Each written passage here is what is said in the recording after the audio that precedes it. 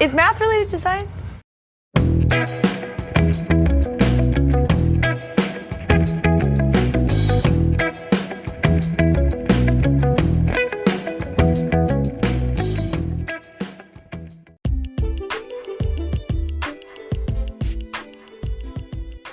Hello and welcome back to Strength for Tomorrow Radio. I'm Stuart Thompson. You are you. Thank you for tuning in. I hope you have a pleasant time. Last week we delved into the world of lower back pain, and if you know someone who suffers from lower back pain, or maybe you do yourself, do listen back to that one, because there's some stuff in it that I think will really help you get out of the pain cave, or at least point you in the right direction. And this week we're going to be discussing building muscle, what that means for men, what it means for women, highlight the differences. We're going to think about the application of some of the theories behind it from a training perspective, not too much depth because I know it can get a little bit boring. We're going to briefly discuss nutrition, sleep, recovery, what is DOMS, and some of the training principles that you can apply to your own training and programming. So stick around for all of this, and also a lot more FAQs and joke of the week.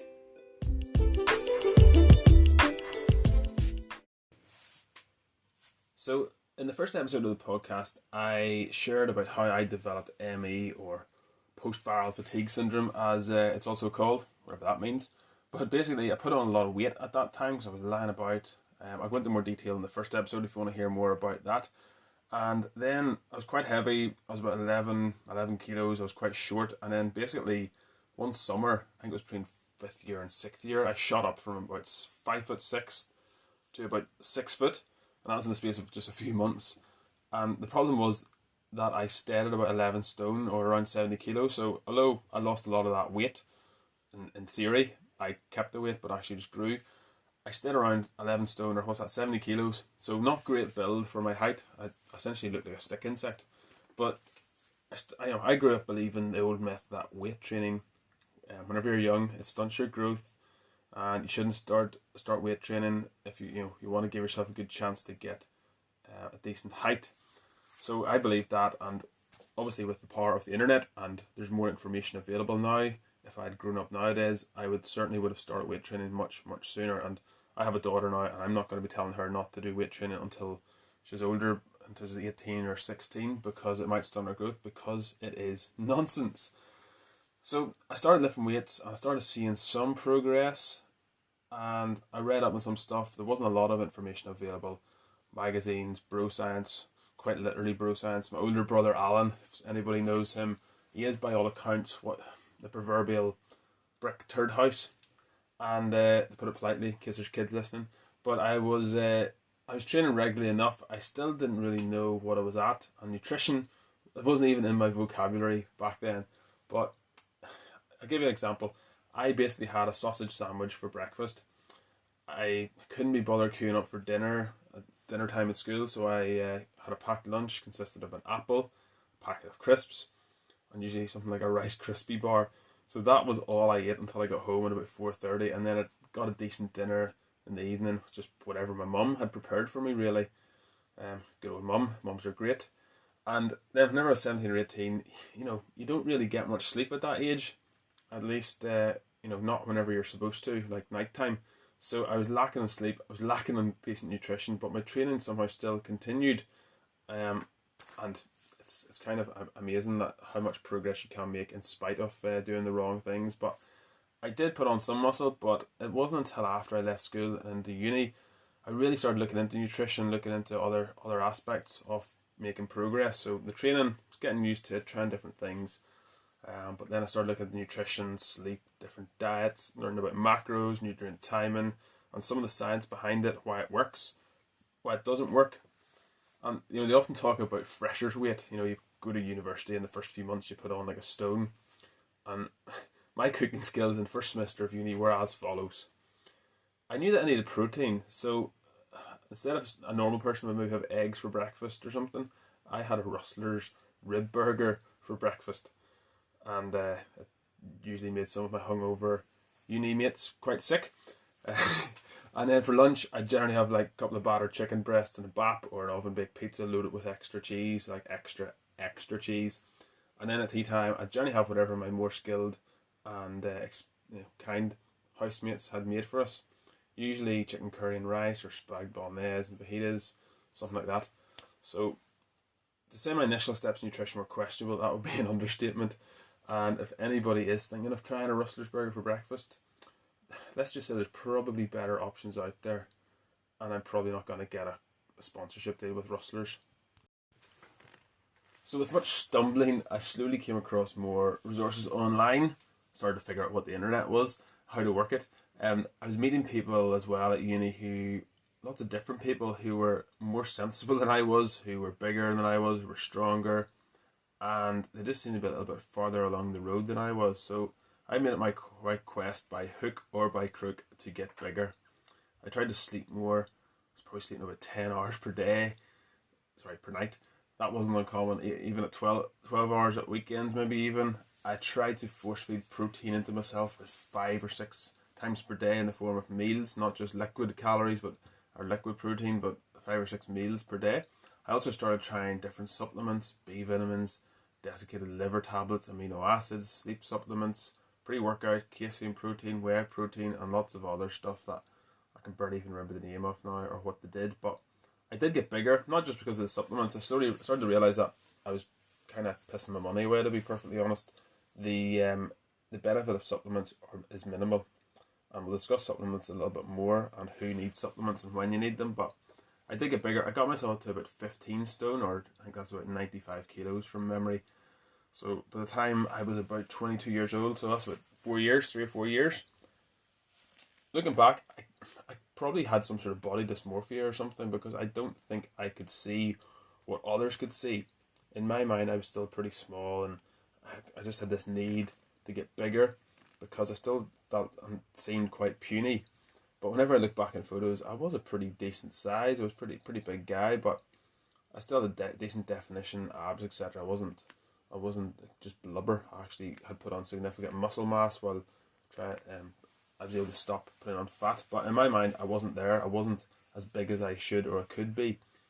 And I guess it wasn't until a few years later that I released myself from that sort of burden of becoming an ideal size or shape, and I accepted that although I can't control an awful lot about my physique, there's a lot of it that was beyond my control. Everybody, I think, has a natural weight and natural size that they can revert to and they can hold comfortably. For me, it was actually a bit of a burden to try to maintain that size, and fast forward 10 years, it's now a burden trying not to eat too much and to get too big, because just lifestyle changes, and also as our metabolism generally slows down. So over the last 15 plus years, I've made lots of mistakes, tried lots of different diets, tried lots of different training programs, methodologies, and I've trained clients full time for the last 4.5 years. So I have a pretty decent grasp of what works, what's effective, what isn't, and what to do with different types of people at different stages whenever it comes to building muscle. So that's my 2 cents whenever it comes to building muscle.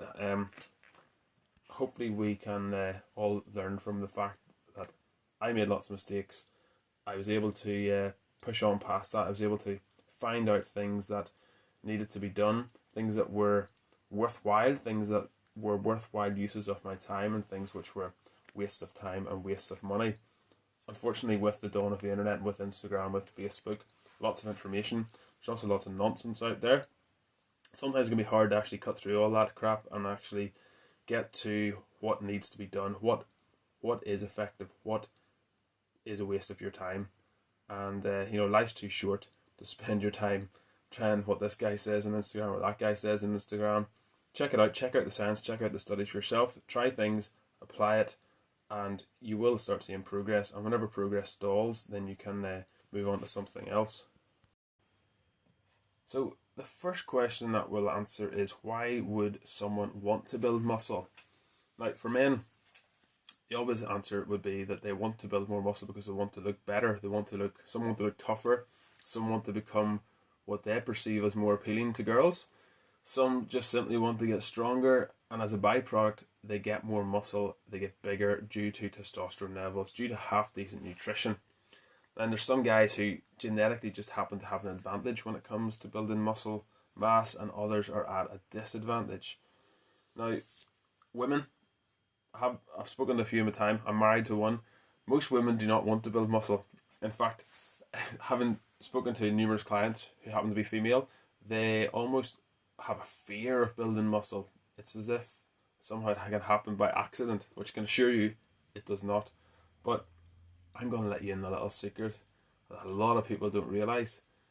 So, whenever someone says they want to tone up, do you know what that involves, right? Most people think it involves getting rid of fat tissue only. Now, that may be a part of it for someone if the person happens to be carrying a lot of fat tissue. However, for most women, standard women, most people who aren't heavily overweight or really obese, all they really need to do to tone up is to build some muscle. That's it. And it is difficult to build muscle. It's easier to lose fat than it is to build muscle. So that's why a lot of people think they need to just lose fat to tone up. But there's two parts of it. And for what happens from an aesthetic point of view, whenever muscle is added, whenever you add muscle to your bones, what happens is that things get firmer. Okay, your arms, your legs, your shoulders, your glutes, and any increases in muscle tissue, they make your limbs more toned. Okay, they make them firmer. It's a harder tissue than fat. So if fat wobbles quite easily, muscle doesn't do that as easily. So in fact, for many women, even if they lose absolutely no fat tissue, just by simply focusing on building some muscle, they can actually give the feeling and the appearance of having lost fat because they've suddenly got definition in their legs, arms and glutes and other areas. They look more defined. Why is that? Well, it's because the harder, firmer tissue underneath, the tissue that shapes you, that gives you your shape, muscle, it's bigger. So those features are coming out, even if the fat tissue doesn't get reduced. But remember, you can't tell this to anyone, okay? It's our little secret. Who knows what might happen if this got out and people actually realise that this was true. There'd be riots in the street. The whole fitness industry would collapse before our eyes. Fat loss programs would be, there'd be all sorts of repercussions legally for disreputable people. Another reason for building muscle is sports. So if you build more muscle, it can be beneficial from a sporting standpoint. If you think about adding more muscle whenever you're playing GAA or hurling or soccer or rugby, basketball, boxing, MMA or other physical sports, guess what? Suddenly you're going to be able to hold your own against opponents. You're going to be able to hold them off better. And you're not going to get tossed about like a little rag doll. You're going to be able to strike the fear of God into opponents whenever they just lay eyes on you. You won't even have to lay hands on them. They just look at you and they'll be like, I'm going to keep my distance from that guy over there. Or that girl over there. And then older people, a lot of people don't associate older people with needing to build muscle. In fact, some would argue that old people cannot build muscle. Those people are, of course, wrong. They've probably been doing some sort of nonsensical 20 rep thing instead of actually, doing something appropriately heavy that will cause muscle growth, which we will discuss later on. There are all sorts of links discovered between muscle wastage, or atrophy as it's known, and lots of chronic illnesses like loss of mobility, loss of independence as well. There are some links actually between losing muscle mass on your legs and mental disorders such as Alzheimer's. So that's another reason for older people to build muscle or to think about building or retaining the muscle they have. Another thing is for protection. This might seem like a bit of a strange one, but some people simply want to get bigger and stronger so they can hold their own, so they can protect their family or their friends from anybody who would think it's a good idea to mess with them. So if you happen to be a bigger and stronger man or woman, you're likely going to be able to repel somebody who's looking for a victim before you've even met them or you're aware that they're about. If you're a would-be attacker, it's more likely that they're going to go for someone who's less physically intimidating, shall we say, unless of course they're a complete idiot and they're the most stupid perpetrator, criminal in history. But of course the main reason is aesthetics. A lot of people want to build muscle because they think it looks better, but hopefully through the course of this and through some of what we've already discussed, you can see there's stacks of other reasons for health, for performance, for practical and for safety reasons to build muscle and to maintain muscle. So A question a lot of people have is, how do you build muscle, or how do you grow muscle? And a lot of people assume that it happens whenever you're doing the working out, whenever you're doing the hard, heavy sets, that's when you're building muscle. And it is, in fact, incorrect. It is actually the opposite of this. So whenever you train, your muscle tissue breaks down and protein synthesis is actually suppressed. So although this might be hard to get your head around, it's a necessary part of building bigger, stronger muscle, but the muscle needs to rebuild after working out. So whenever you stop working out, that's when it takes place. After you finish your training, muscle protein synthesis goes through the roof and breakdown gradually reduces. So protein synthesis can remain increased for over 48 hours after training. So after you've done your workout on a Monday into Wednesday, and maybe even a little bit later, that's when the muscle growth is going to be taking place. So it's the rest and recovery that causes this to happen. So the process responsible for muscle development, it's really, really complex, and it's still not fully understood and not fully agreed upon. Although most experts in the field generally accept that the regulation of muscle tissue is carried out at least in part through the signaling of various pathways associated with protein synthesis and breakdown. Now, Brad Schoenfeld, he's got a number of books out. I have a couple of them. One of them is called Max Muscle Plan, and he's highlighted some research that he and others have done that suggests that there are three primary mechanisms involved in exercise-related muscle growth, and they are mechanical tension, or muscle tension, as it's otherwise known, muscle damage, and metabolic stress.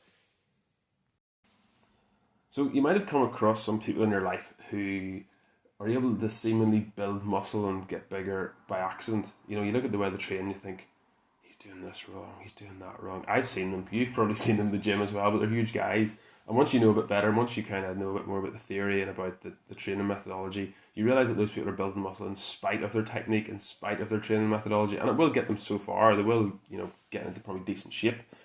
That will suffice. But if you're kind of taking it more seriously and you're wanting to really build muscle, or you're sort of person who struggles to put on muscle anyway because of your genetics, then you probably need to pay more attention to the details. And here are those details. There's three different areas that you want to think about. So there's mechanical tension, muscle damage, and metabolic stress. So these three, they don't work independently, but you can focus on one aspect more than another at different points. And we'll chat more about Plateaus later on. And this is when you can kind of play about with those things, and that will translate into your training methodology and your programming. First of all, if we take mechanical tension, I don't want to get too technical or too nerdy here, because to be honest with you, it kind of bores me whenever you get into all the biological aspects of it. But I just want to know what it means from a training perspective and how that looks, and what it feels like and what it's going to do for me. But basically, the tension you apply to muscles during resistance training or weight training, this is widely accepted. It's the most important factor for muscle growth. So you probably get somebody on the planet who'll disagree. There's always somebody, especially with the internet now, there's always someone who can disagree and argue a black crow is white. But the tension you get from weightlifting, this disturbs the integrity of working muscles. And this is known as, wait for it, mechanotransduction. What a word. What a word. So this is the process. This basically means that mechanical signals are converted into chemical activity. And in this case, the signals turn on anabolic pathways. And up to a point, the greater the muscle tension leads to a greater anabolic stimulus. This is adaptation, okay? We'll chat more about adaptation in a minute. We'll chat about it all the time, but we'll probably reference it again. So by all accounts, most people agree there is a point of diminishing returns, and a really excellent example of this is if you compare bodybuilders to powerlifters. So a lot of people's objection to weightlifting is, I don't want to get all big and muscly and ripped, as if it's like an accident and it could happen. I think we said earlier, but if you just wake up one morning and you're huge, you're an Incredible Hulk, you're Arnie Schwarzenegger. This does not happen. And if you look at bodybuilders, they have huge muscles. We'll just think about bodybuilding males first of all. They've huge shoulders, huge chest, huge thighs, really wide backs, and they're just like they're incredible shape. And obviously the oil and the fake tan helps, but take nothing away from their training. They have done an awful lot of work to sculpt those muscles.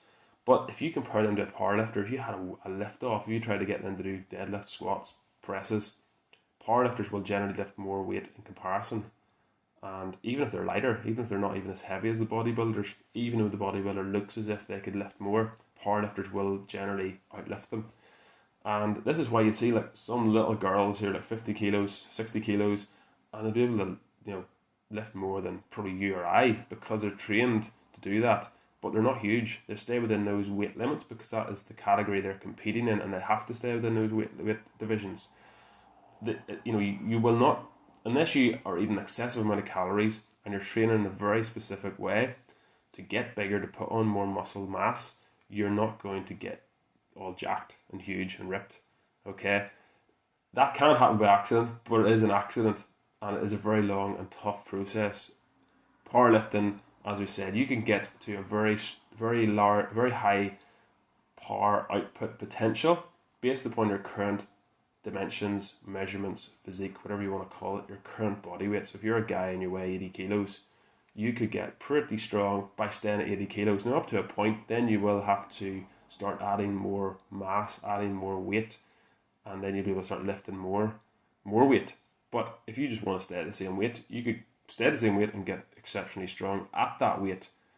And that's something I think people really struggle to get their head around. But that's that mechanical tension that we're discussing. That is what that is in reference to. Next one is muscle damage. So generally after you lift weights, you'll feel a little bit achy and a little bit sore for a couple of days. And this is known as DOMS, delayed onset muscle soreness, the dreaded DOMS a lot of people hear about. And for most people, it kicks in about 24 hours after an intense workout. I can literally feel, whenever I've done something, I can bench press, for example, you can feel your chest tightening up, or you can feel the legs getting a bit sore after squats, pretty much on the button 24 hours later. And this usually peaks about 2 to 3 days after the workout. Now, this soreness, what it is caused by tiny microscopic tears in the proteins and the surface membrane of the muscles you've just worked. And the soreness, it's not essential to grow muscle, but it may indirectly benefit it. Lots of people think that if you don't get sore, if you're not sore and you're able to move pain-free and get up off the toilet without going, then it was a worthless workout and it was a waste of your time. That is not true. And if you're always chasing soreness, there's a problem there as well, which we'll discuss in a minute. But your body, it should never be the end goal of soreness, but how your body responds to that muscle damage is with a quick, sharp, inflammatory response. And this leads to the growth response, which strengthens the ability of the muscle to withstand future damage. So you adapt, in other words. You adapt, and as long as you do it in slow, small increments, you will continue to grow and get stronger. So this is why jumping in an ice bath or icing your muscles with the frozen peas, or going cold water swimming, which is really popular these days, if you do that immediately after a hard workout, it really isn't the smartest idea, because by doing that, you actively delay that beneficial inflammatory response signal that you're trying to go for after a workout, and you slow down and impair that recovery process. Believe it or not, it feels nice. Well, some people would argue that it feels a bit whenever it hits the nether regions and your vital organs. But the more intense training you actually do, the less sore you become. This is because your body, it basically builds up a resistance to it, and even though you're still doing damage to the muscle and those tiny microscopic tears, even if you aren't sore, you're still doing that. So the other side of it is, if you get so sore, and it's all happened to us sometimes, maybe you come back from holidays, you've taken a few months off, and you go back to the gym, you do a bit of training, and you're so sore you can't even get up the stairs or down the stairs without squealing in agony. Or you're not able to comb your hair or wash your hair in the shower because you're so sore. This is not a good thing, because this means you've exceeded your body's ability to repair the damage to your muscles, and you're not causing growth to happen. So this is why a training program is really important. Taking notes is important, and you can gradually improve and develop instead of doing random exercises sporadically. So the last one in is metabolic stress, and this one is perhaps the most unknown and also the most interesting one. The other ones we've got them fairly well sussed. Scientists kind of know what way things work, but with this one, they're still kind of trying to figure it out and figure out how and why it exactly works the way it does. But basically, whenever you exercise, you produce what's known as metabolic stress. And how they've tested this is on patients who were bound to bed rest. Okay, they were lying up, probably in traction with something, or they just couldn't get out of bed, or were too ill to get out of bed. And what they did was put a pressure cuff on them. That would be something like you would put on if you're getting your blood pressure taken. And what they found was that this helped prevent muscle wastage even without doing any movement or exercise, which is quite fascinating. Now, they followed this up with other studies that found that whenever you put a pressure cuff on, and these people did really light weights, like the wee pink dumbbells you see in the adverts or in Women's Health magazine or something like that. Whenever they put this on, basically they found that it promoted significant muscle growth as a result of the metabolic stress that was present that they produced from doing this. So this is like from then in the more recent years, last probably 5 or 6 years, there's been a lot of blood flow restriction training. This is like the latest craze, and I think the jury's still out on it as to how beneficial it is from a health perspective, from a heart health perspective, and the risks involved there. And it also has its limitations because you can usually only do it with a single joint movement, something like a curl, like those patients probably were doing. Single joint, maybe leg extensions. Basically, you can't do it with anything useful, functional, or practical, like a squat or a deadlift. At least I can't imagine how you could possibly do it. But yeah, that's kind of how they've tested it so far. And the craze at the minute is this blood flow restriction training. You can look it up if you want to. It's kind of mental, but I'm not advising it. Not yet, at least, anyway. I don't think there's enough evidence yet. But metabolic stress, it basically occurs, and this is due to production of products of the metabolism. So these are known as metabolites. These small fractions, they indirectly mediate cell signaling, and some scientists believe that this is done by increasing water within the muscle. So this is known as cell swelling, and cell swelling has been shown to increase protein synthesis, and it also decreases protein breakdown.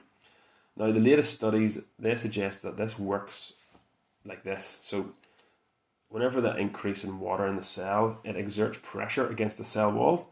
The cell then thinks that it's a threat to its structural integrity, and this responds by sending out anabolic signals, and this initiates strengthening of its ultrastructure. And again, this adaptation. Okay, there's adaptation through all three aspects of muscle building. So as I said before, these three elements do not work on their own. You're generally working all three of them, no matter what type of exercise or what sort of strength training you're doing or weight training you're doing. But you can't focus on one more than the other at certain times. And I want to briefly mention hormones because this is where it could get a little bit confusing, especially for women whenever it comes to weightlifting. So hormones, they play a massive role in building muscle, and this is why doping in sport and competition and all of that is so controversial and so significant. Anabolic steroids make that much of a difference. So if you're a bodybuilder who's all juiced up and you compare that to a natural guy who lifts weights, the difference will be absolutely huge in how they look as well as how they perform and the amount of weight they're shifting. And the same way, if you compare a man who trains and a woman who trains, the man will naturally have a lot more muscle building hormones than the woman, so they will be stronger and they will have a lot more muscle mass in general. Now, again, if there's a man who's not really training that hard and there's a lady who is, then that will change. But all things considered, everything else the same, that is what happens. So testosterone is probably the most famous one, and it's important because it actually increases protein synthesis, like we've said already, and it inhibits protein breakdown. It also activates satellite cells, which help with muscle growth. As I said, males produce a lot more testosterone than females, and this is one of the prime reasons why women find it so much harder to build significant muscle mass, even if they really want to. There's not a lot of women who really want to, but some do, and it is a struggle. It's not easy. It doesn't happen by accident. The other one is insulin-like growth factor, also known as IGF-1, and it's arguably even more important than testosterone for its direct effects on exercise or through exercise. And one of them, there's a form of it known as mechano growth factor, MGF for short, and it's been identified as the most important as it is released in response to muscle contraction. So it's especially relevant to muscular adaptation. And also MGF appears to be really sensitive to muscle damage, and metabolic stress seems to enhance levels of MGF. Now, human growth hormone, or growth hormone as it's more commonly known, GH, it is essentially a repartitioning agent. And what that means, if you cut out all the science jargon, it is involved in increasing the use of fat for fuel, as well as stimulating the uptake of the amino acids into various body proteins. Growth hormone, it also appears to have a greater effect on reducing fat than on muscle building. So a lot of people associate human growth hormone or growth hormone with getting big, getting huge, growing. But it works so closely with insulin-like growth factor to enable muscle growth, so that's the role it plays. The process of muscle building is extremely complex, as you might have gathered already, based on what I've already said, and it involves intricate signalling, various pathways within the cells. Now, the growth process is supported by satellite cell activity as well as hormones and growth factors. And as mentioned already, if you want to create optimal conditions for growing muscle, then your training must reflect that and must provide a mixture of mechanical tension, muscle damage, and metabolic stress. Bacon is good for me. So, if you were to ask a random man and his dog down the street what you need to do to build muscle, you might hear something like eat steak or eat chicken. So most people know that you need to have protein in your diet in order to build muscle. Protein, it basically makes up about 25% of your muscle weight. So besides protein, the other important factor to think about is your number of calories you're taking in. So a bit like reducing body fat, the first law of thermodynamics needs to be adhered to. Calories in minus calories out, that'll equal a change in body mass. So what that means for you and I is that whenever you consume more calories than you use, the extra energy is basically stored in a form of body mass. So whether that is stored as fat tissue or muscle tissue, that largely depends on nutrition and training factors. So if you are eating well, getting high protein, and you're not kind of binging and gorging on junk, you're going to be able to put on muscle along with training. So if you're doing resistance training, for example, so the extra calories don't necessarily mean they have to be all stored as fat. And according to Brad Schoenfeld, I've got a couple of his books, but if you want to put on lean muscle mass, you should aim for around 18 to 20 calories per pound of body weight, or the equivalent is 40 calories per kilo. Now this is a generic guideline, and he points that out as well. There's some debate and discussion over what the numbers, what the ratio should be, but if you happen to be a guy who weighs about 90 kilos, you're going to be aiming for about 3,600 calories per day. And if you're genetically predisposed to storing bodily fat really easily, people say it's my genes, I'm genetically big boned, all that sort of stuff. This is whenever you need to tweak it a bit. So you might need to lower that number a little bit and tweak it until it suits you. It's important to experiment with what works for you for optimal results, but it is a good guideline, it's a good place to start. If you find that after a month, maybe you're putting on a little bit too much body fat in relation to muscle, then you need to maybe scale it back about 100 calories per day to start with, and just drop down. So instead of 3,600, try 3,500 for a couple of weeks and check your measurements, check your weight, check your body fat percentage, and check it again after a couple of weeks, and continue to tweak and refine this process until you get it just right and until you get to be where you really want to be. So first of all, protein. Protein is the most important nutrient whenever it comes to wanting to build muscle and, as we said in our previous episode, reducing body fat. So the amino acids in dietary protein sources are the building blocks of muscle tissue, and their presence is required for what's called anabolic signaling pathways to carry out protein synthesis. So protein synthesis is an important one. You might want to look it up a little bit more if you're a bit nerdy, a bit geeky, and you want to find out more about that in detail. I don't want to get too bogged down in the details. I just want to give you a real brief overview. Otherwise, this podcast will go on all day, and you'll be thinking, here, I have to go out tonight and meet my friends, and that's no good. So there are 9 essential amino acids that your body cannot create. Okay, so in other words, you have to consume them, you have to take them in through your diet. And protein status in your body, it's determined by what's called nitrogen balance. If there's any farmers listening, they're probably going, oh, I've heard of that. But a negative nitrogen balance means your body will be breaking down proteins at a faster rate than it is able to synthesize them. And a positive nitrogen balance means that your body is creating new proteins faster than it is breaking them down. So in other words, muscle building requires you to be in a positive nitrogen balance, in case you didn't pick that up. And that means that you need to be on a protein-rich diet, a high-protein diet. How much protein do you need?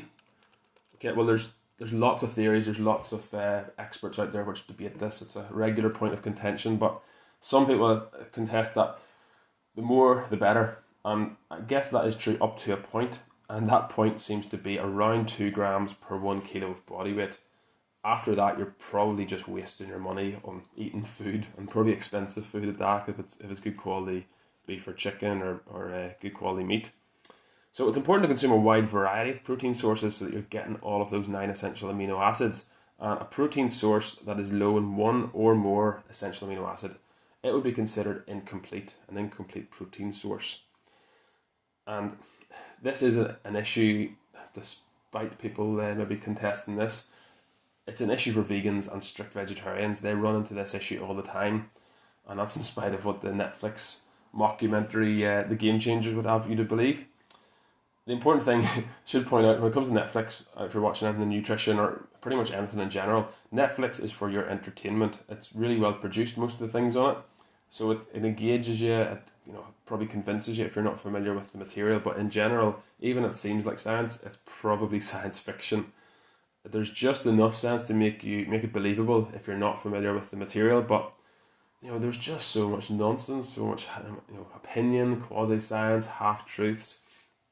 And it was, for another word, it's propaganda. It's giving you one side of the story.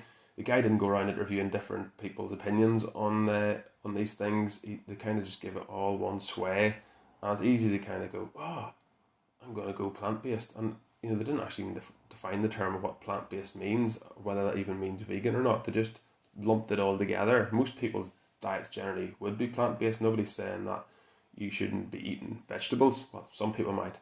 There's always somebody out there. But there's lots of excellent podcasts and videos out there that debunk the Game Changers. If you don't believe me, I would take a whole episode to discuss it, but I'm not going to waste my time or your time talking about that anymore. Like, if I give you one example, grains are lacking in amino acids lysine and threonine, and legumes are low in methionine. So nutrition is complex enough to ensure you're getting the correct amount of the relevant nutrients for your body and your needs. Never mind trying to eradicate a whole food group from your potential choices.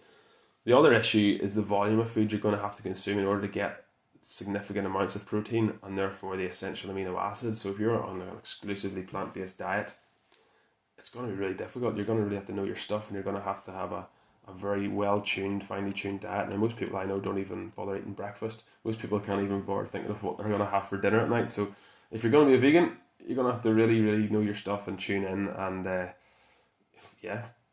that's all I'm going to say about it. But maybe you're thinking of certain big guys or really muscly or strong weightlifters who have gone vegan. I think they maybe interviewed a couple of them on the Game Changers, and there's a few other ones on social media that maybe you're saying that, I'm vegan, and you're thinking, oh, that's Stuart's talking a load of nonsense. That disproves what he's saying. It doesn't. Okay, for a start, most of the big guys and most of the big girls that you point out, they got big and strong from being on a diet that was high in animal protein sources. So in other words, they became big and strong initially by eating animals, and then they stopped eating animals, and they've been able to maintain or maybe slightly increase it because they're finely tuned athletes, and they're probably doing what we said earlier, and they're getting the exact right amounts. Arnold Schwarzenegger is a good example. He was in the documentary, he's all over it. He was one of the producers, he was interviewed. The hilarious thing is he made his name and his fortune and his reputation from eating lots of dead animals, dead animal flesh. He didn't get there by being vegan. He didn't get to the size he did and get to win all those competitions and get famous from eating a vegan diet. We'd never heard of him if he was vegan, to be perfectly honest. He'd never had the physique that he had.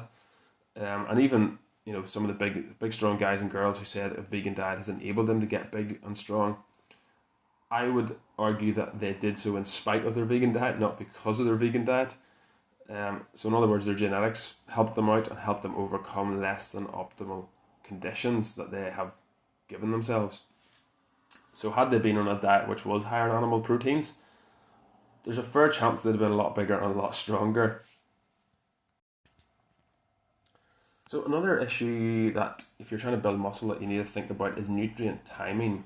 Now, there's probably more made out of this than there needs to be. I think intermittent fasting has become popular recently, and it's shown that you don't have to eat every 3 hours like it used to be. The old school bodybuilding or muscle building method was you eat 6 meals every 3 hours. You're pushing a lot of protein into you. Now, that works, it does work, but you're probably thinking, what should you eat before, during and after a workout for optimal muscle building? I'm not saying you can't build muscle if you don't do this, but for optimal, if you're thinking, I want to invest my time wisely and for the next 12 weeks or 8 weeks, build lots and lots of muscle.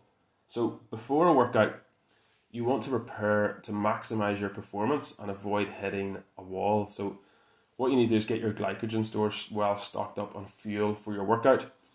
So if you don't have enough glycogen to fuel your activity, whether it's weights or whatever, I'm assuming it's weights you're doing if you're trying to build muscle, otherwise I don't know what you're doing, but your body will try to spare energy by blocking anabolic signaling pathways. So if you're low in glycogen, that's what it'll try and do. As well as this, you're gonna secrete cortisol, which is a stress hormone. And why it does this, it's because it wants to draw additional fuel. So you're not going to be building much muscle if this is the scenario you find yourself in. So that's why it's important to keep your glycogen stores well stocked. Now, you also want to eat protein in the meal before your workout, so your muscles have a good steady supply of the amino acids we chatted about earlier, and it's going to deliver them to help support muscle growth. You don't need an awful lot of fat before a workout, and probably you actually want to limit it because it tends to prolong the amount of time it takes to digest and absorb all of your food. Okay, and aside from that, it can give you acid reflux and make you feel a little bit sick as well. Some people would suffer from that if they're doing something strenuous. You also don't need a pre-workout. Some people love the buzz of it, love the feeling of it. In fact, your skin starts tingling and things. But a lot of them are loaded with caffeine, and that's the most important ingredient within a pre-workout supplement. We're going to do more of supplements later on. But if you got a coffee or a tea or something sort of semi-high in caffeine, that'll be enough to sharpen your focus. And that's one of the main benefits, I would say, from pre-workout. Some people would argue it gives you a good pump. I don't know. The jury's still out on that one. Maybe it does, maybe it doesn't. I've tried them before, and it's been more so my mind was a bit more sharp, a bit more focused on what I was doing to execute the task. So during a workout, you really don't have to eat anything. Some people might say, you need to take a protein shake, and they'll be horsing them in between every set, and they get on as if their life depends on it, or their workout is a waste of time if they don't get that in. But honestly, you really don't need to.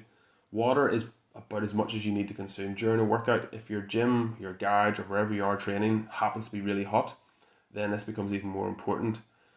What they found is that as little as 2% reduction in hydration, so if you lose 2% of your overall hydration, this can result in a loss of muscle strength. So that's why it's important to drink water before your workout, during and after. The other thing to know is that intense exercise inhibits your thirst sensors in your throat and your gut. So that means by the time that you actually feel thirsty, you're probably already dehydrated, so it's a little bit too late. Your performance has already been impaired, and as we get older, those sensors get even worse. Okay, they kind of go a bit off color, shall we say? They don't work as well. And then after training, your body is in a catabolic state. So you've spent most of your glycogen stores and amino acids, and you've tore up little microscopic tears in your muscle fibers. So liquid calories, they're a great option straight after training because they're easier to absorb, for one thing, and it means that you can replenish your glycogen stores a lot faster then. So a combination of glucose and fructose is what I would suggest, and some other people as well who are much better educated than me and who are much more clued in about this stuff. Brad Schoenfeld, again, would recommend this. Glucose potentiates an insulin response and is the main source of muscle glycogen. Fructose enables liver glycogen replenishment. So they work together, they work in synergy. So something like grape and cranberry juices are generally really good choices because of the high ratio of glucose to fructose. And then, of course, the other main nutrient is protein. It's a fast-acting protein, generally works better. This helps you to repair the tissue you've damaged. So this is why protein shakes, like whey protein shakes, are a really good choice straight after training. It gives your muscles the required amino acids and enables them to recover quicker. So you're going to be ready for your next workout, and you're going to maximize the benefit of the workout you've just done. Some people estimate that this dose of protein following training, it increases protein synthesis by 3 times. Okay, so it's 3 times faster than if you happen to fast afterwards and you didn't get anything to eat. Because your muscles, they're primed for anabolism, the dose of protein means that almost all of it will be used for rebuilding the muscle damage that you've done to your muscles. And a good guide is probably around 0.5 grams, so half a gram of protein per 1 kilo of body weight immediately following training. So, if you're a 90 or 95 kilo guy, that's probably going to be around 45, 50 grams of protein. So what kind of training do you need to do in order to create optimal conditions to build muscle? Well, like we said earlier, there are three main elements to building muscle from a training perspective, and that is metabolic stress, mechanical tension, muscle damage. And these do not happen independently, as we've already pointed out. It is possible to shift focus from one area onto another, but it's impossible to exclude the two just to get the one, if that makes sense. So there's several factors that need to be considered whenever you're putting together a training program for optimal conditions. First one is intensity. So what we mean by that is how much weight are you lifting? How heavy are you going? This is what I mean by intensity. The weight used must be heavy enough to recruit and fatigue the full spectrum of muscle fibers, and if you don't, then muscle development will be suboptimal. So in other words, you're leaving some gains on the table. You're not going to be getting as much benefit for the time you're investing as you otherwise could be. The other thing is volume. So what do I mean by volume? I don't mean how loud you have the music on. What I mean is how much exercise you're actually performing. So you add up the total number of repetitions, sets, things like that. How many sets is optimal? That really will depend on what stage of a program you're in, how experienced you are. Generally between 2 and 4 seems to be pretty good for most exercises and most stages of any program. The other thing to think about is rest intervals. So how long do you rest after you finish a set before the next one? It's a good question, right? Because a lot of people maybe leave that out. A lot of people just ignore that and go back to the next set whenever they feel like it, whenever they've had a chat with their friend. But it's a really important detail, and it's one you don't want to ignore. You want to keep consistent, otherwise this will directly affect muscle tension and metabolic stress. So if you take 5 minutes between your first and second set, and then you take 30 seconds between your second and third because you're in a rush to get finished, guess what? Your third set is going to suck. Okay, your second set's probably going to be as good as your first set. Whenever you're training, okay, at different stages will require different things, but whenever you're training, you want to be consistent. So whatever stage of the program you're at, have some sort of an idea of how long you're resting for. Now, if you're going for all-out strength, if you're in a stage of your program for building muscle where you're going for heavy 2, 3, 5 reps, then you might need more rest. That's fair enough, but the time you take will generally fluctuate between 30 seconds to, could be 4, 5, 10, even 10 minutes or longer if you're really advanced. The other thing is effort. So if you don't stress your muscles appropriately, you won't gain in muscle strength or size. Every time you push your muscles and then you rest and then you recover, they adapt, so you're capable of doing a little bit more the next time. I think we've pointed out this concept before. So you don't always have to go to failure, because there's a risk of burnout for one thing. You can start getting overtrained, and it can also be dangerous depending on what type of exercise you're doing or how heavy you're going for things like squats, deadlift, bench press. And having a spotter or safety arms or something on your rack is a good idea if you're going to do that. But you need to put in significant effort, and you need to come within, close enough range of failure, not outright failure all the time. Tempo, so again, not how fast you like your music played. How fast do you lift the weight? How fast do you let it down? How long do you pause at the top or the bottom? So these details are important as well whenever it comes to building muscle and for creating optimal conditions for doing that. In general, you want to lower the weight slower than you brought it up, 2, 3, 4, 5 seconds, whatever. Sometimes you go faster, sometimes you go slower, but you want that lowering phase to actually do more damage. What they found was they dumped a load of people up the top of a mountain on a cable car. They got them to walk down the mountain. They got another group to walk up the mountain, and then they give them a lift down on the cable car. What they found was the people who walked down the mountain were sorer than the people who walked up the mountain and got the lift down. So what that tells us is that lowering part, that stage of a repetition, is what can do a lot of damage. So you can get some sort of muscular damage whenever you do that. So you must stay in charge. If you're letting a rep down, you need to let gravity do the work. You can't let gravity do the work. You need to be doing it yourself. And how often do you train? So frequency, do you train every day? Do you train every other day? Do you train 6 days a week? Different programs and phases, that will determine what sort of frequency you're doing. Also your lifestyle, if you're a busy parent or you've got a demanding job, shift work, things like that, those things will determine how often you can train. In general, again, another principle you should apply is don't train the same muscle groups 2 days in a row. It's kind of silly. You're not giving yourself a chance to repair and recover. You want at least 48 hours, maybe a little bit more, depending on how heavy you've been lifting and how experienced you are, but 48 hours is the minimum, I would say, and the data would agree with me. Exercise selection. So there's no one exercise better than any other for building muscle. I'm just kidding. Of course there is. Squats and deadlifts are obviously superior. Though seriously, there's a lot of exercises and it's not they're a waste of time, but they're not the best way to build muscle. So again, thinking about principles, whenever you want to lift, I would suggest that you go for the bigger, heavier, compound, multi-joint exercises first of all in your workout. So think of your squats, your deadlifts, your pull-ups, your rows, your presses, things that are going to involve more muscles, more joints, rather than lighter isolation single joint movements. And this is because you can lift heavier when you recruit more muscles, whenever you recruit more joints. So you're going to be fresher to be able to do that as well. And you're going to be able to shift more weight. So you're going to get the benefit of the mechanical tension that we discussed earlier, but then you can also focus more on the metabolic stress to finish off with.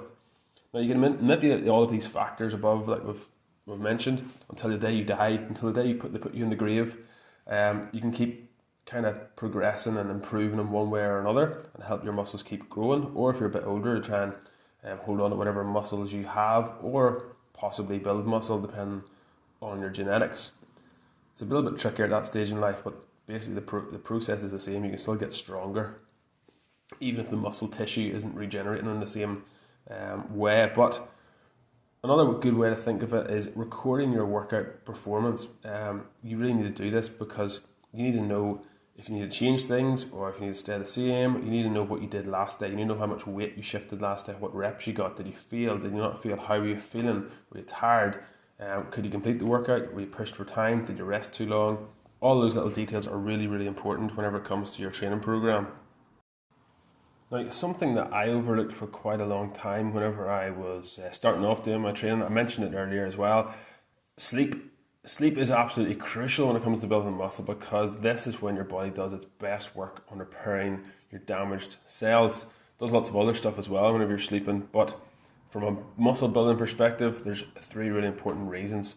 First one is it helps prevent muscle breakdown, and it also helps promote fat loss. So sleep seems to have a really prominent effect in preventing muscle breakdown and promoting fat loss. There's through various mechanisms.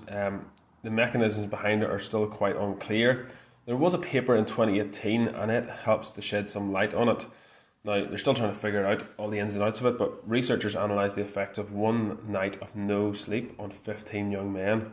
Now, it's not like young men and young women as well, not to get any sleep whenever you're in your 20s and you're at uni or whatever. Staying up all night is not uncommon, but probably just another night for them, to be honest.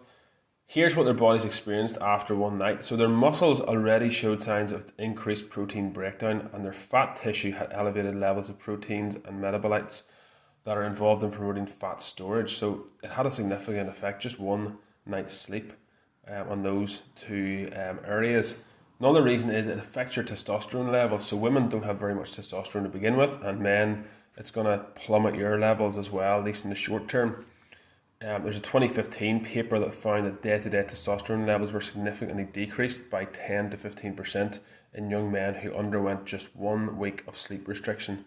So they got 5 hours of sleep per night and they dropped their testosterone by 10 to 15%, which is significant if you're trying to create the best and the optimal conditions for building muscle. Third reason is sleep affects your workout performance. So if you're tired and you're not getting as much sleep or as good a quality sleep as you otherwise could do, research has shown this, but you'll know it yourself if you've ever tried to train sleep deprived. So research has shown that whenever you sleep, when you're sleep deprived, the body tends to give up earlier than if you were training whenever you were physically capable of it. Your mind actually gives up before your body in some ways, but your body follows suit. So yeah, sleep's massive.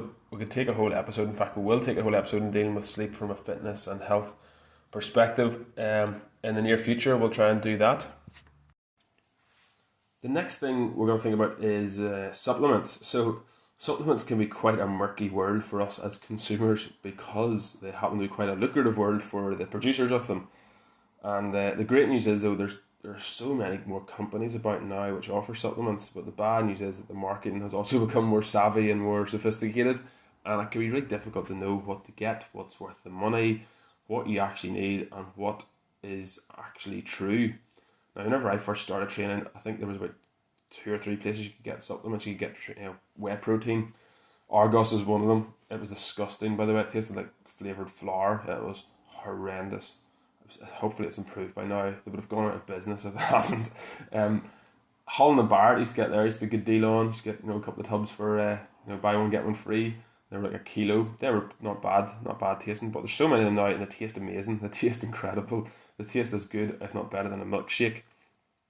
But there's lots and lots of supplements available, lots of different types, and there's more now available than ever. There's more niche areas, and if you go on a website, before you know it, you could have spent £200 because you believe all the marketing messages and suggestions that they suggest. Oh, so and so, whenever somebody else bought this, they also bought this thing, and they stick it right in front of you. And if you don't know any better, you go, better get that as well. And if you're desperate to put on muscle, like I used to be, then yeah, you'll definitely do that. So unless you're a competitive bodybuilder or you're an elite athlete, something like that, you don't really need that many supplements. You certainly don't need all that the website funnel will suggest for you. For a lot of people, protein is a great option to get your protein levels up across the day. So if you're struggling to eat your required amount of protein, supplementing with some protein shakes is a great way to do that. Whey protein is probably the most obvious one to go for, and I've yet to really find one company that stands out any more than another. They're all really much the same. I guess you're looking for value for money, who's got a good deal on, and the protein content per 100 grams or whatever is another thing to look out for. But vitamins are also a great thing to think about. So just from a general health perspective, but these days more than ever, for muscle building, the ones you really want to think about and focus on, you might need extra because you're doing strenuous activity, you're lifting heavy weights. You want extra iron, all the B vitamins. There's a lot of B vitamins. I'm not going to name them all, but you want to research that a bit more. Calcium, vitamin D, vitamin C, vitamin A, vitamin E, vitamin K, zinc, magnesium. Those are all typically the ones you want to think about whenever you're doing weight training because they all help support that process in one way or another. Creatine is another one that is advisable for the vast majority of people. And this becomes more important as we get older. So if you're a bit older and you're wanting to build muscle, creatine is really important. Most studies suggest using like a high dose loading strategy, and this can really quickly elevate your muscle creatine content. Although it's not necessary, it will help you get more benefit from the creatine after just a couple of days. So to load with creatine, you need to take 4 5-gram servings throughout the day for about 5 or 7 days, about a week roughly. And then after that, take about 3 to 5 grams per day, and that will maintain your muscle creatine store. So you don't need to take as much then once you're loaded up on it. So as with most supplements, the research suggests that there's a very small percentage of people who do not receive any benefit from using creatine. So I've heard people before saying, I tried creatine, did nothing for me. They're in that really small percentage. Most people will find a performance benefit from it. And it's beneficial for vegetarians and vegans, like we said earlier, because they're not really eating animal protein. And although it's probably the number one exercise supplement, even more so than protein, but it will only provide benefits if you're following a really smart, like a sensible diet and exercise plan. If you are actually training properly, you're not just loading up on creatine for the crack because it's another supplement you can take. There's no point kidding yourself. If you're not training during the week, there's no point you really focusing on taking all these supplements. And if you're not sleeping properly, if you're not doing all the basics, supplements really are a waste of time and a waste of money. If you train regularly, trying to add muscle, creatine supplements basically will get you there faster and it'll improve your gym performance. And other endurance athletes have found the same. Now, if you're trying to cut weight, you might want to think about tapering that off because it does make you store a little bit more water, and this can make you a bit heavier. So if you're trying to make weight for a competition or something, probably a good idea to wean off the creatine beforehand.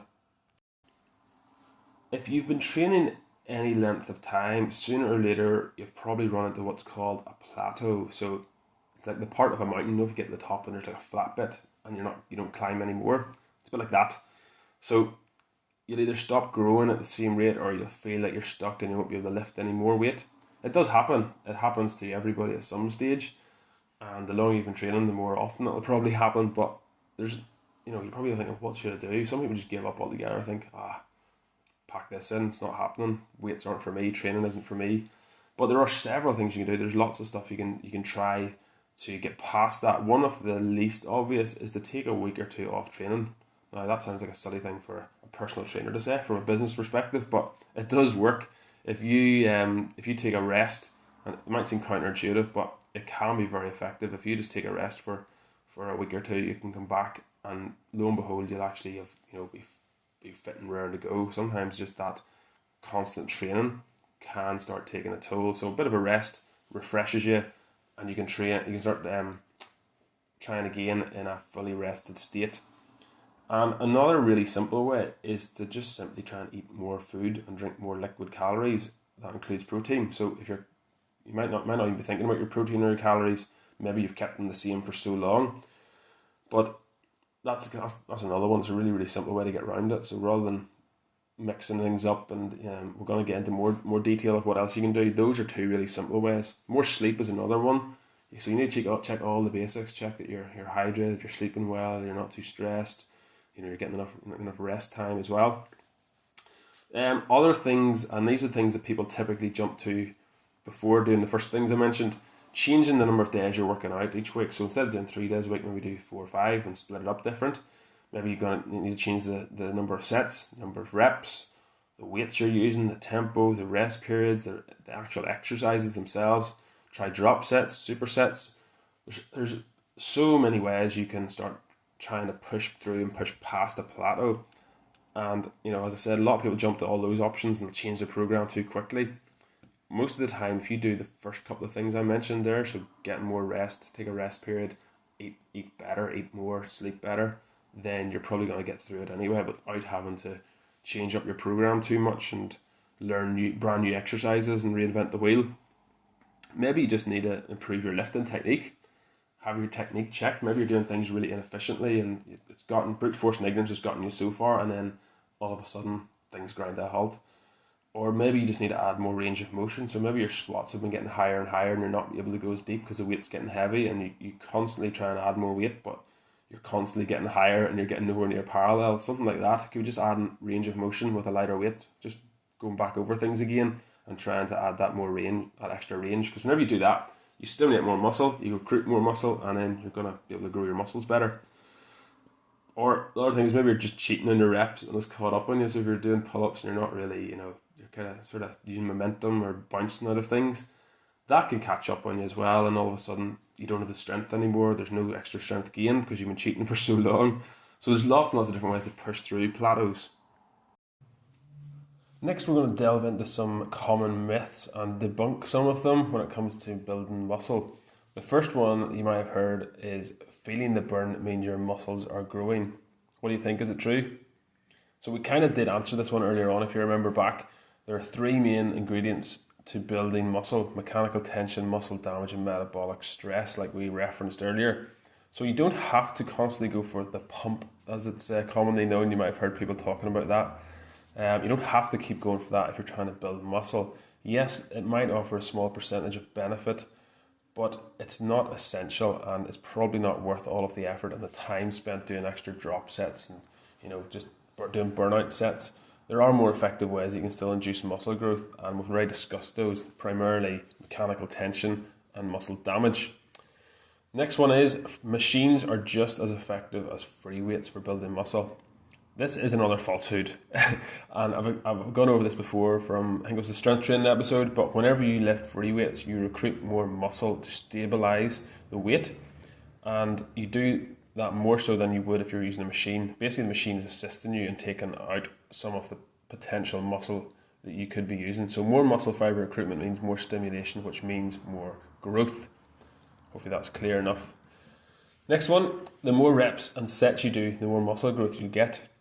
So this is not true. Up to a point, you obviously need to do enough work to encourage muscle breakdown and therefore recovery, adaptation, repair work, all of that. But too many sets and too many reps every week can cause overtraining, and overtraining results in reduced muscle growth, fatigue, lower levels of anabolic hormones, higher levels of catabolic hormones, and in really extreme cases, muscle loss. So you see, if you're doing more muscle damage than your body's able to repair, then you're going to suffer all of the above instead of what you're actually aiming for. The next one is constantly mixing up your program to maintain progress. So a lot of people think you have to do this to keep progressing. And for advanced lifters, this is technically true. They will have to do it more regularly and more often than you would if you're just starting off.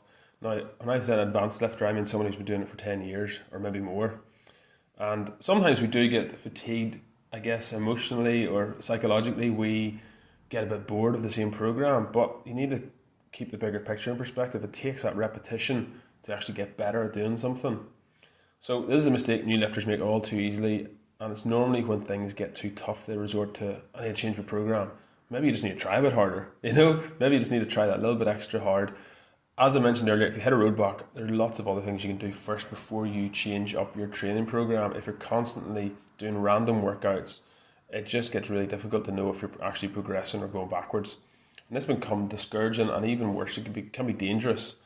How can it be dangerous? Well, progressive overload means challenging yourself a little bit more each session, just enough to force adaptation to occur so you're fit for more the next time.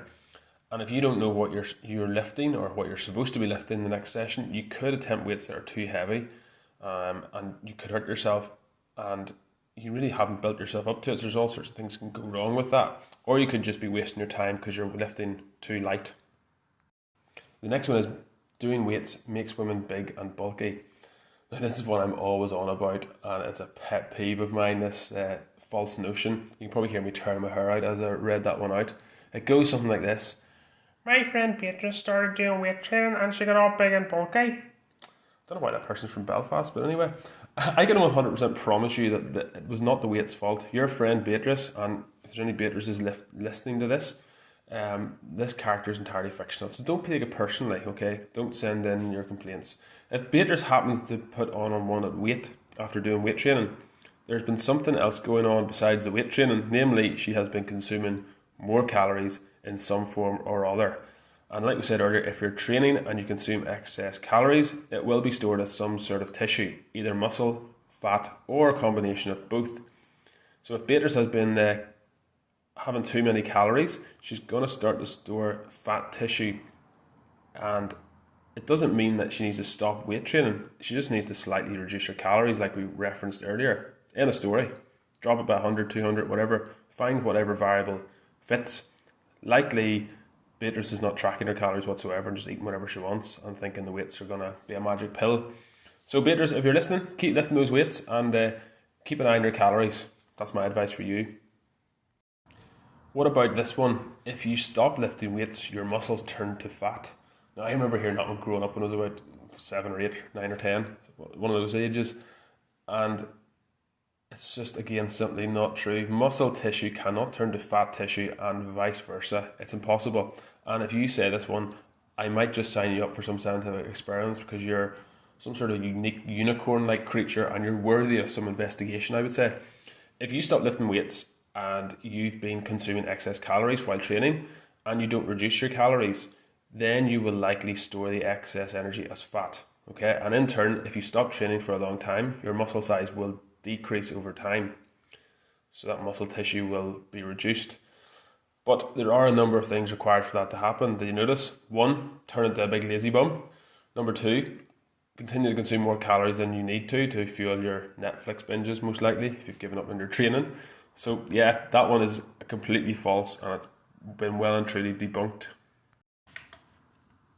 So another one is if you train with weights, you lose your flexibility and become muscle bound. First of all, if you've ever tried to build muscle, it doesn't happen overnight, you might have noticed. I've already said that, but it should be obvious. Secondly, becoming muscle bound, and I'm not really quite sure what that terminology means. I think it means having significant muscle mass. We'll go with that definition anyway. I'm sure you can let me know if I'm wrong, but if you are to put on significant muscle to the point where someone describes you as muscle bound, then it will be a couple of year process. It could take 1, 2, maybe more years long to do that. Also, if you happen to develop so much muscle to the point where you're inflexible, then do you not think that you maybe do something about your flexibility along the way? Maybe do a few toe touches or a few stretches, like stretch, mobilize, all that stuff. Also, if you are able to get into a deep squat with weight on your back, do shoulder presses to full range, do barbell rows, do pull-ups, or even practice setting the barbell on your shoulders in a low bar position, I would say your flexibility isn't too shabby. If you're able to get into these positions to do the heavy weight training, your flexibility for your joints is probably not too bad. But anyway, if you ever got to the point where your flexibility was an issue for one reason or another, my guess would be that it was from a lack of mobility work and stretching and time dedicated to that rather than the actual weightlifting itself that was causing it. Another one I come up against quite often, another myth, is to build muscle, you need to spend hours training every day. This is absolutely false. Most people will be able to build significant strength and size by training 3 times a week. That would be optimal, I would say, for most people, for just 1 hour at a time. You don't need to spend 2 hours in the gym grinding out drop sets and going for the pump and going for the burn. If you manage your nutrition well, if you're sleeping well and you're recovering, you take a day in between your training sessions, you could get an incredible shape. You could build significant muscle by three times a week, 1 hour per session, as I said. And unless you have aspirations to become a bodybuilder, which you're going to need to spend more time in the gym then, but I'm guessing you don't want to be a bodybuilder, otherwise you're listening to the wrong podcast. Next one is training like a wuss. So building muscle, it's a tough process. It takes discipline, hard work, consistency, and a really strong mental attitude. To build strength or muscle, it means lifting heavy weights. It sometimes means lifting weights you're a little bit intimidated by. It means forcing yourself to do hard things regularly. And most people just like to go to the gym, tick the box, not make things too difficult or too tough for themselves and go through the motions. And if that's you, you're probably wasting your time if you're thinking you're going to build muscle and get in good shape. When you do hard things like lift weights, heavy weights, they maybe scare you sometimes. It builds character. You're approaching a barbell and you're a little bit scared of it maybe. It toughens your mind and it prepares you for whatever else life can really throw at you. So don't train like a wuss. If you train like a wuss, you're not going to get very much out of your training program. Another mistake that people make is training like a clown or training like an idiot.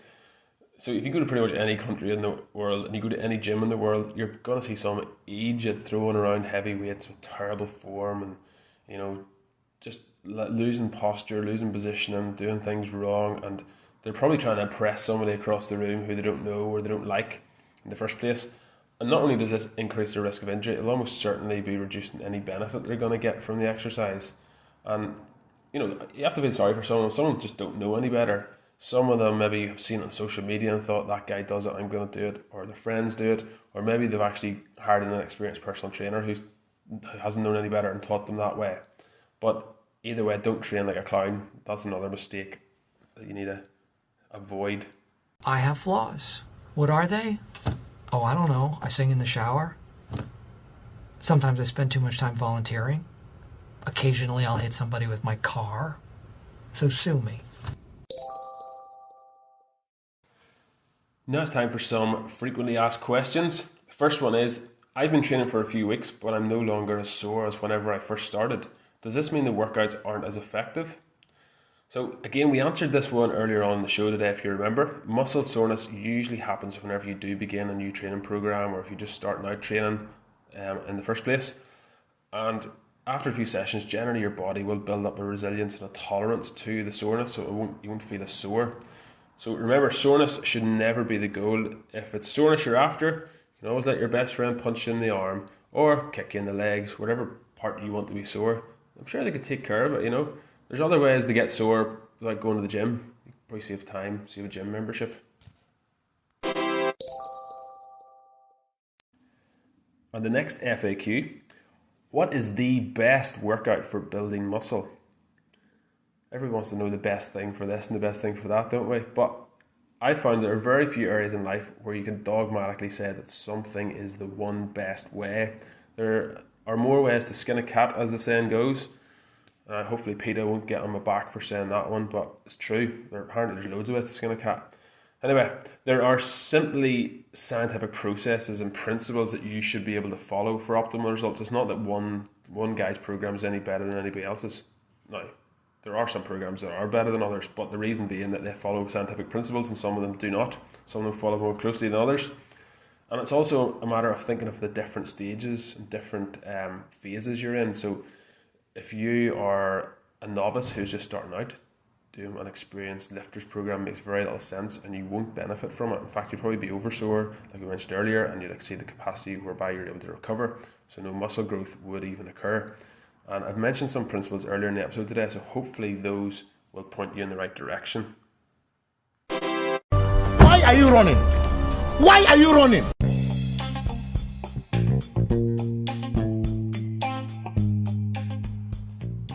Now I've got a joke of the week for you. I know this is the moment you've all been waiting for. If you're still holding on to this R+ episode, this is the moment. Why does Wally not go to the gym? Because no one can spot him. Yep, I know. Send your abuse in. Order!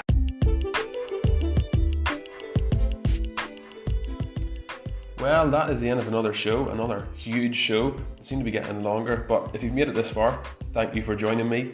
And I know it's maybe a bit detailed in parts, but hopefully you've gotten something out of it. Hopefully you've learned about the basic principles of building muscles, how it happens, and what you need to do it effectively.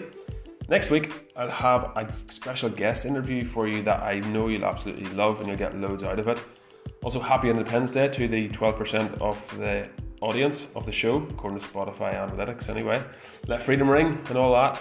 Have a great weekend, whatever you're up to, and don't forget, train today so you can be stronger tomorrow. See ya.